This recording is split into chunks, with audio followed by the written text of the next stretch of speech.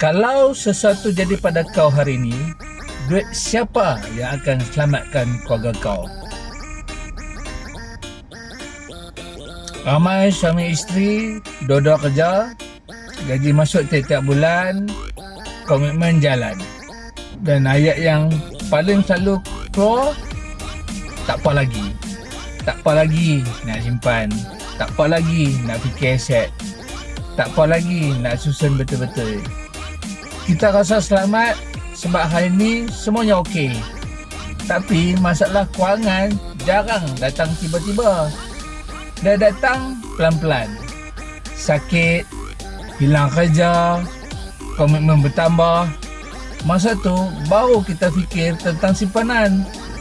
Bukan sebab kita tak sayang keluarga, sebab kita sangka kita ada masa. Kalau kau tak nak tunggu sampai jadi sempit baru nak mula, DM aku sekarang, tulis keluarga.